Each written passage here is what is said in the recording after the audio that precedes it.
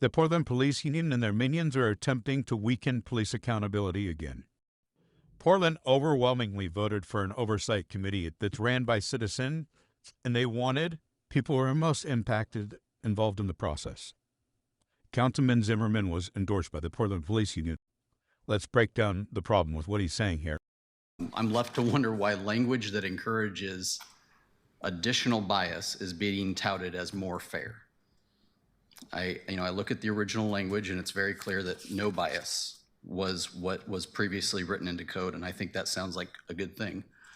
I mean, I find it alarmingly strange, frankly, that the ACLU of Oregon comes to testify in favor of such an incorporation of bias into a city code. I find that very strange. This has made me more skeptical of what is happening here right now.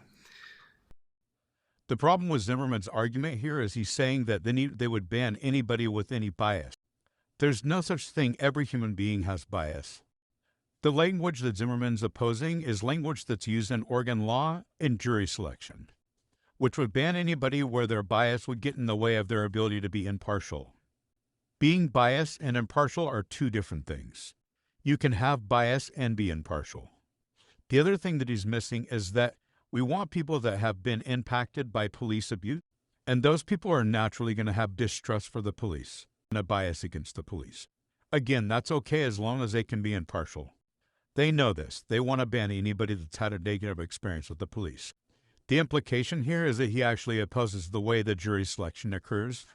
And then, again, they're advocating for a lower set of standards for police than everyday citizens. I think that I do not welcome this change.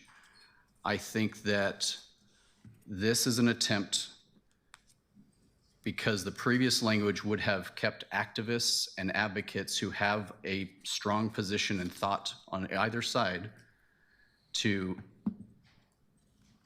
they want to get on this, and I find that deeply troubling. And I find the original language cutting out a lot of the activists, the thing the public was looking for in an oversight committee. So I will be a no vote in this, and I think the whole council should be a no vote in this. What he's saying here is incorrect. The public did not request a committee that didn't have bias. Again, that's impossible. They wanted it to be a citizen oversight board without police influence. This is an obvious attempt to ban advocates. Police accountability advocates tend to be the most knowledgeable on police misconduct. They often have a vested interest because them or their loved ones have been a victim of police abuse. One of the most powerful advocacy groups are the Pacific Northwest Family Circle, which are made up primarily of mothers who had their children killed by the police. They deserve a seat at the table. What the public doesn't want is a bunch of Blue Lives Matter nuts. Portlanders don't want the type of people that spend all their time trying to justify and rationalize the killing of black men by police. This is just another example of the police getting in the way of any kind of meaningful accountability.